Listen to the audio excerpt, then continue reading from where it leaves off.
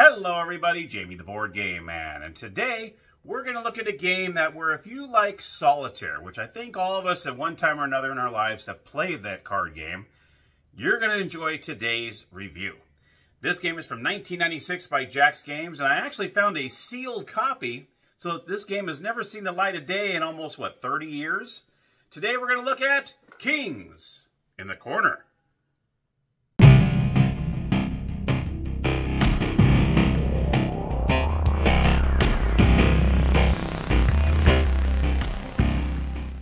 Here we are at the gaming table with Kings in the Corner, the sealed version. So I'm going to go ahead and open this right in front of us. This is the first time it's seen light in almost 30 years. There we go. The wrapping is off. We're going to go ahead and open this so we can see the components in the game. You can see you have your instructions right here.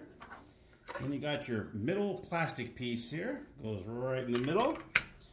You also have your deck of cards, which I guess I'll have to take a second to go ahead and take out. This is just a standard 52 card deck, so you can use any deck. You don't have to use the King's Corner cards per se.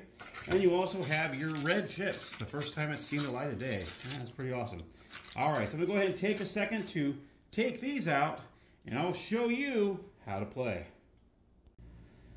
Okay, so I have this ready for a two-player game. You're going to put the centerpiece in the middle. And you're also going to, what they do is they have 80 chips. And what you do is you're going to distribute those chips amongst the players as evenly as you can. Then you're going to take your deck of cards, you're going to shuffle them, which I've already done, and deal 7 cards to each player.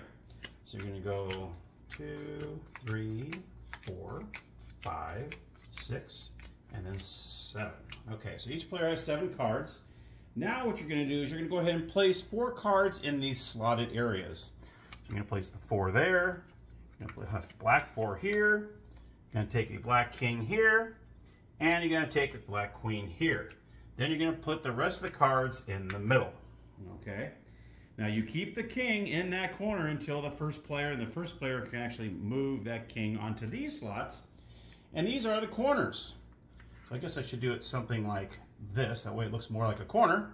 And what you do is when you get these kings, you're going to place them in these corners. And you're gonna play this game like a solitaire game, where it's gonna be, okay, you have king all the way down to ace, ace being the lowest one, and you have to have alternating colors. So for instance, if this is a black queen, you have to have a red jack, black 10, red 9, and so on, just like in a regular game.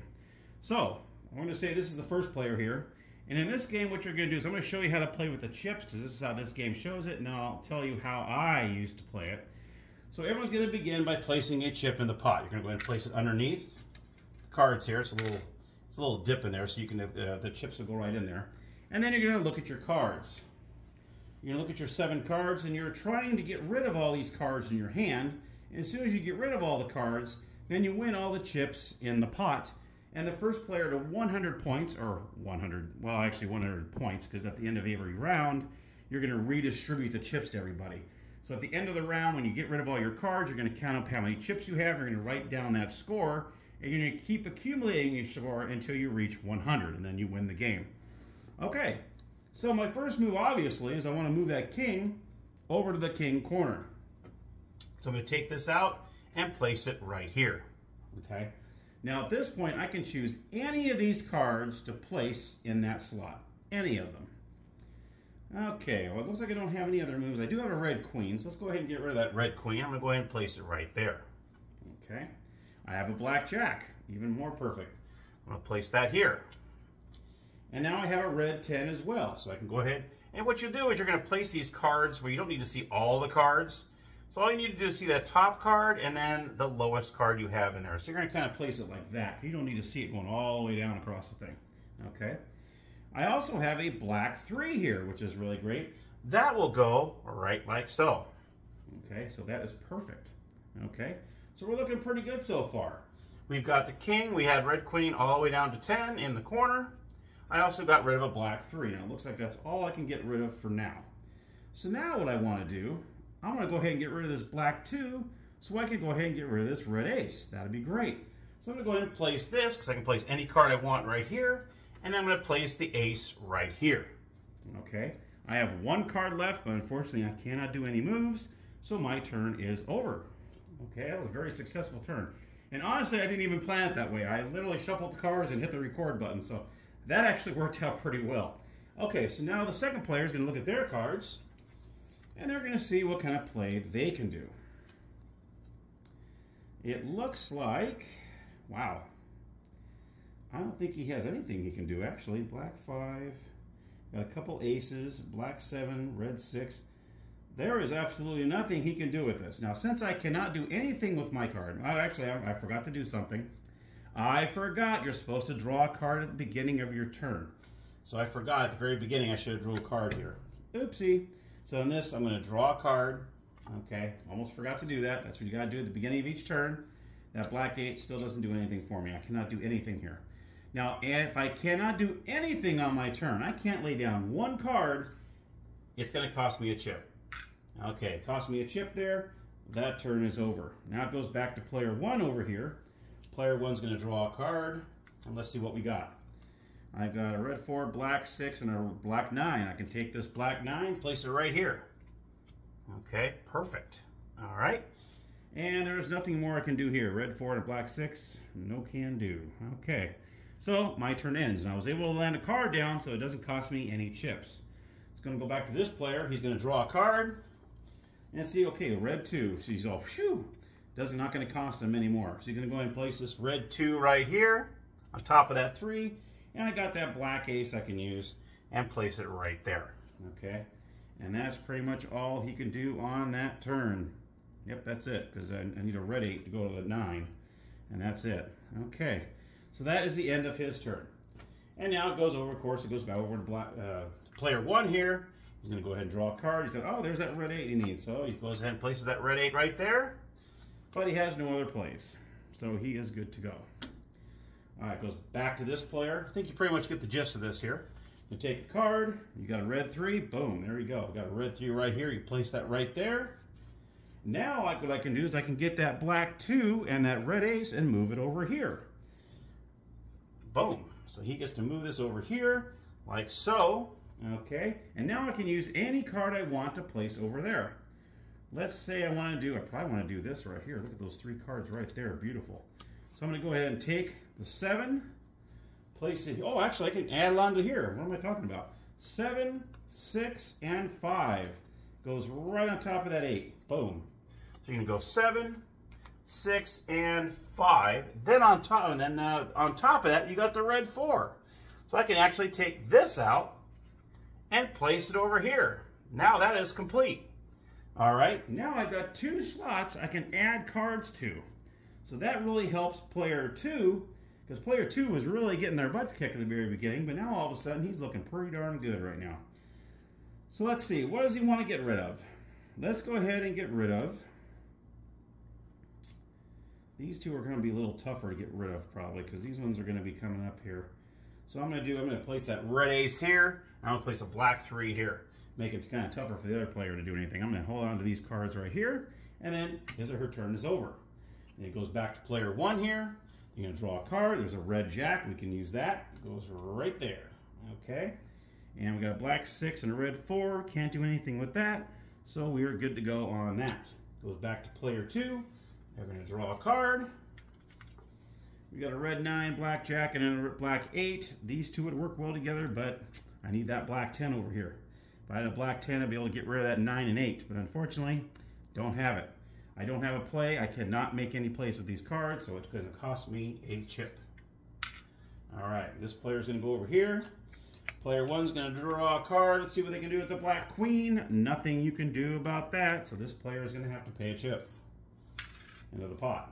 We'll go back over here, and so on. You get the gist of it here. You get the black ace. We can't use that anywhere, so player 2 would add a chip as well. You're going to keep going back and forth like that until one player runs out of cards. As soon as that player runs out of cards, you're going to take these chips, and you're only going to count the chips that are in the pot. Okay, and if there's like, say there's like 10 chips in there, you would get the 10 points. You would take all these chips and redistribute them to everybody, and then start over again. You do another round until, like I said earlier, until you reach 100 points. The way I've played, that's the way these instructions in this game say how to play. The way I used to play is I didn't even play with any chips. Okay, I would do it like this. And it's kind of the same kind of point system, except you don't want points. It's like the opposite. you can determine how many points you want to play to. You want to play to 25, 50, 100. It's up to you. And all we would do is you would play this game, and however many cards you had left in your hand, it's 1 point against you. Okay? And of course, the first player to 100 would lose, and then whoever had the lowest score after someone reached 100 would win the game. If you got stuck with the king, because in this game, if you have a king in your hand, and if you don't play that king right away in a corner, there is a 3-chip penalty for that. Okay, so you got to make sure if you leave that king in the slot, you don't move it over on your turn, then you're going to get penalized. You want to make sure if you have any kings in your hand, you got to make sure you get those out, which I don't know why you wouldn't, but for whatever reason, if you don't put it in the corner, and you'll get penalized with 3 chips. You got to make sure that you get rid of that king right away, because at the end of the game, if you have a king in your hand, boom, you get 3-point penalty. In the game, in the version I'm showing you, or I'm teaching it with the, the points going, you don't want to get to 100. If you end up with a king in your hand, it's 10 points against you. And then, of course, the first player to 100 would lose, like I said, and the lowest person, the lowest score would win the game. So there's different ways to play it. Now, technically, you don't need this. You really don't need this. All you need to do is just put four cards like this, and then put your kings in the corner. I mean, you don't really need this, but it looks kind of cool. I mean, it's a nice little thing to place your cards in. It has a nice little clip here. You can actually clip these cards in here, which is really nice. So it stays in there. These ones are kind of loose because you got to move them around. But the bottom card stays in there, which is cool, unless you actually pull them out. And they come out pretty easy. But you could barely feel a little resistance when you put those in. So it's actually really nice. It's a nice little thing here. But so you can choose whether you want to play with the chips or not. It is up to you. All right? And that, my friends, is Kings in the Corner. So I hope you enjoyed it. And let me go up to the game room, and I'll give you my final thoughts. All right, so my final thoughts on Kings in the Corner. Let me tell you, you can get addicted to this game. Back in the day, I used to play this game, and it was so much fun. We really enjoyed it, especially with your family. I mean, it really makes it a lot of fun. This game can go on for a while, and then you go, oh, let's play again, let's play again. It is a really cool game. It's very easy. Everyone, like I said in my introduction, has played Solitaire one time or another in their lifetime. It's fun that way. But this is a multiplayer Solitaire game, which makes it even more fun. So, you know what? The chips are cool. I mean, if you want to play with the chips, it's just the opposite way of what I showed you. Whereas, okay, you get rid of the cards, and then everyone else is minus points. But in this one, when you win, you just get the positive points. You want to make it to 100. Where the other way, where I used to play, you don't want to get to 100. So you can play it either way you want. And, you know, it's kind of cool. You don't really need to buy the game. All you need is a deck of cards. That's all you need. So, but if you find it and you want the little plastic centerpiece there, it's actually a pretty cool little, pretty cool little addition. I mean, that's nice. Just don't pay too much for this game. I had some credit, so I was able to get it through the credit, but I didn't, I wouldn't pay any more than maybe, $5-6 for the game, if you can find it, because you don't really need the centerpiece. But, like I said, it looks kind of cool. It adds a little something to the middle instead of just cards in the middle of the table. But anyway, it is up to you. So let me know if you played this game. Let me know your thoughts.